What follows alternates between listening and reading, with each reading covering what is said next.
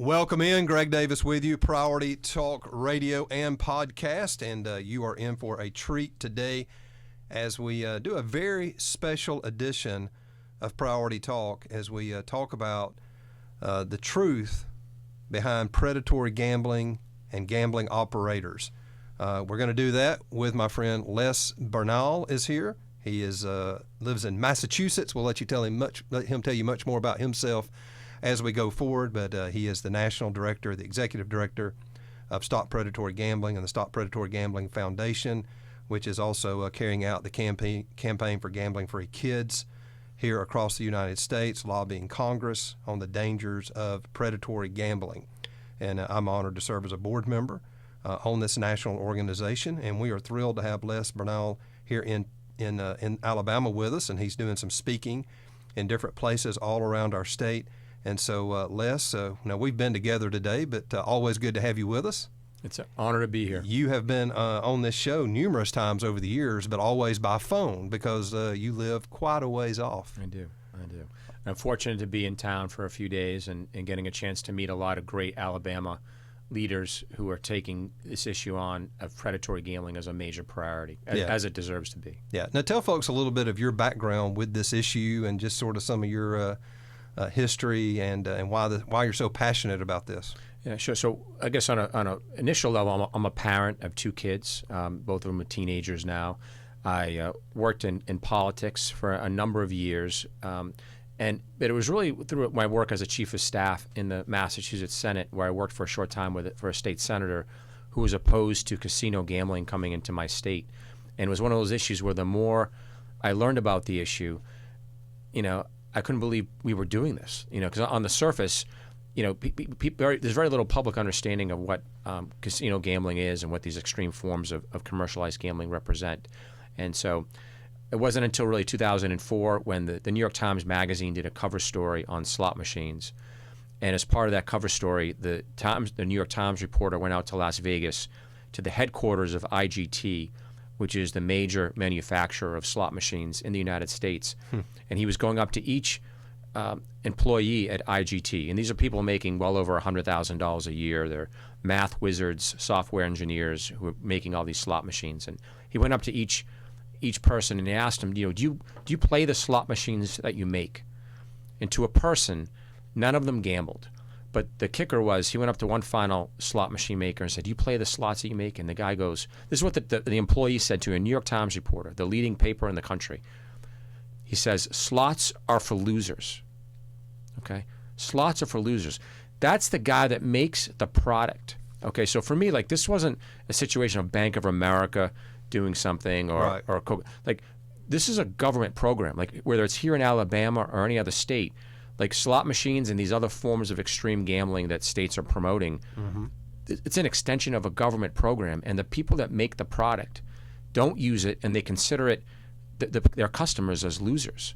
That's the antithesis of what it means to be an American citizen. We're supposed to be kind of all in this together to provide opportunity and give people a fair shot and kind of put love back into the society. And here you have a government program which is about turning citizens into losers. So that moment for me, just reading that story, it changed the arc of my life. I ended up, a few years later, got involved in the national movement to stop predatory gambling, and I've been at this now for 15 years. And I think, in one phrase, I described this as America's most neglected major problem. And Alabama is a better state for the last 25 years because it hasn't had predatory gambling like other states have. Now, when you come to Alabama to help in this cause, and you've been here numerous times over the years. You've spoken before our state legislature. You've led seminars and conferences and keynote spoken at many events.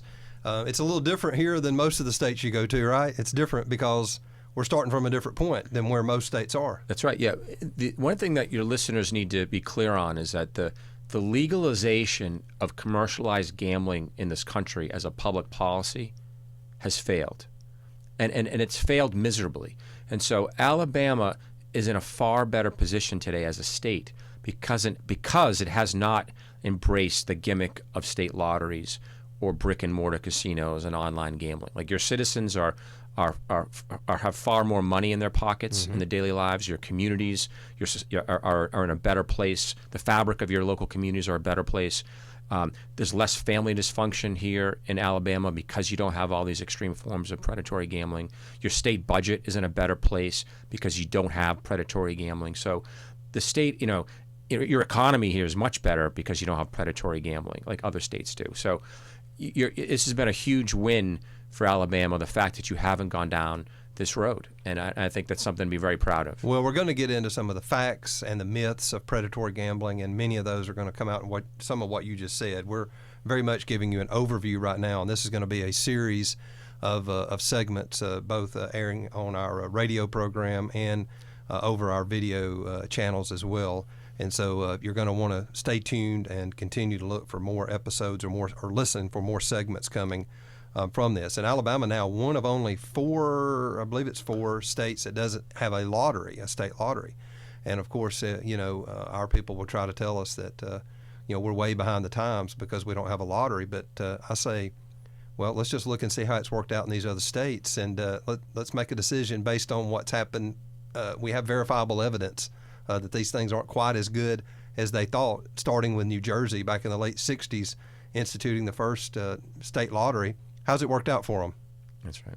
Yeah, Not very well. That's right. They got higher taxes and more gambling and issues than they had before they started. It's the big con, the whole thing. The business is a con, and the idea that this has helped states is the big con. It's been an epic public policy failure, starting from lotteries through brick and mortar casinos and now online gambling. Well, let's talk about this word predatory, because in the name of our organization that you lead and that I'm happy to be affiliated with, Stop Predatory Gambling. I think we can all figure out stop, but talk about predatory. Why do we use that word specifically? Sure. So there's a distinction between social forms of gambling versus predatory gambling. So social forms of gambling would be, it's a Friday night, you have some guys over from work and you have a friendly poker game, or your office has a Super Bowl office pool, or you have a March Madness bracket. It's all informal, between friends. You're on the golf course. Yeah. It's a casual thing. There's no. It's not being run as a business. There's no house involved, and so we refer to that as social gambling.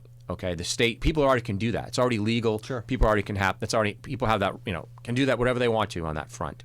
Predatory gambling is when state governments, partner with powerful corporate gambling interests to use commercialized gambling, which in commercialized gambling means it's gambling being run as a business.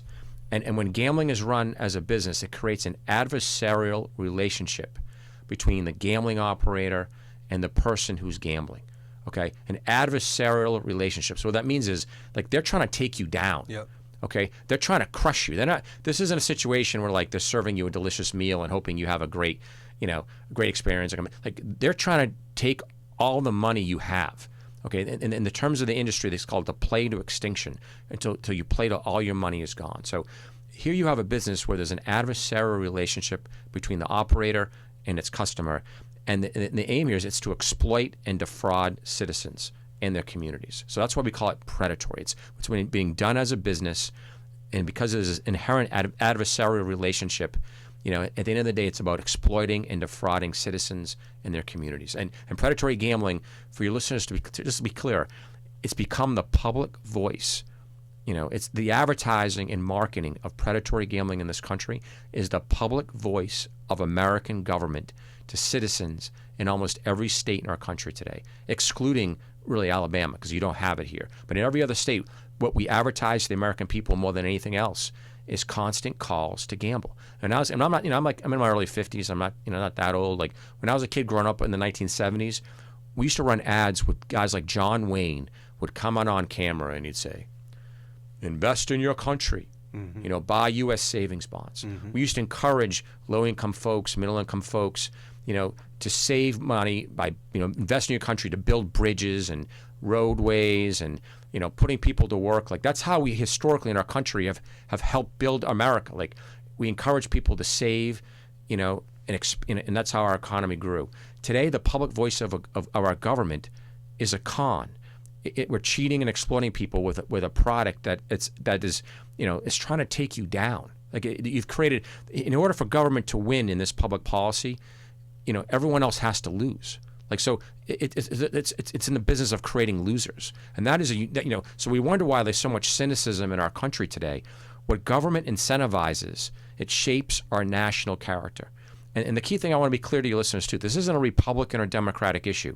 You have establishment Republicans and establishment Democrats working arm in arm to push predatory gambling in this country. It's really the only issue that both political parties can agree on. We can't agree on anything else, but we can agree on? We need more predatory gambling. We need $50 scratch-off tickets in low-income communities. We need a Las Vegas-style casino coming in through the internet in every home in America.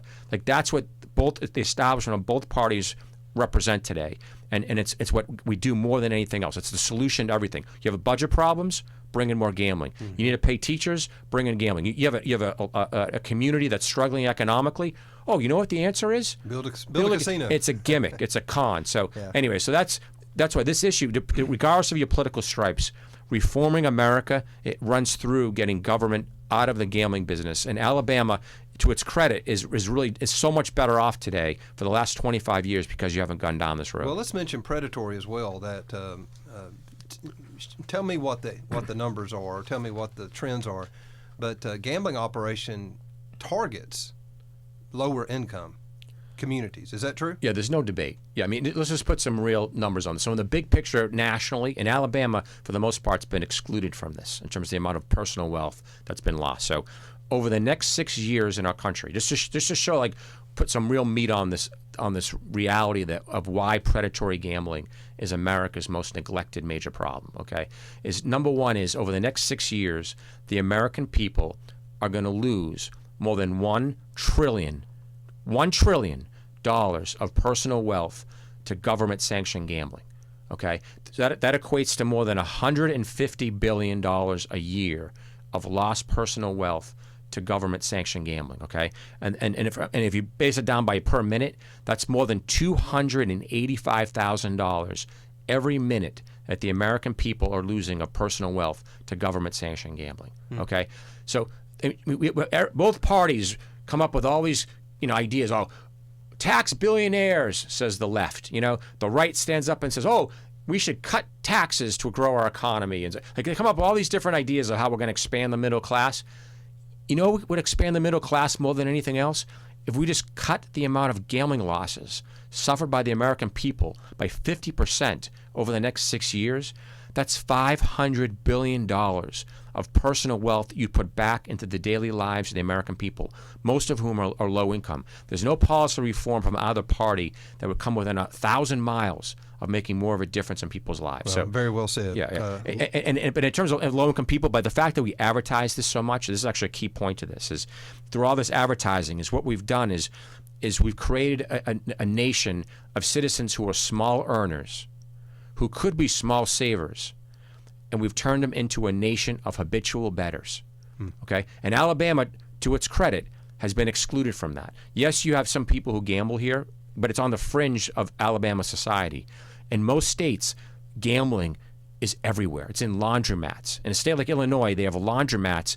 They call them wash and wins, where you go wash your laundry, and in the same building where you're washing your clothes, there's 5 slot machines there. And this is in rural Illinois. Like, this is just in the urban areas. This is everywhere. Sure. And it's all across our country today. So those are some examples of how it impacts low-income people. Les Bernal with Stop Predatory Gambling in studio with us. He's here from the Boston area in our state, and we're very grateful. We've got continuing segments coming at you as we talk about this issue and how it applies to Alabama. This is Priority Talk Radio. Greg Davis will be right back.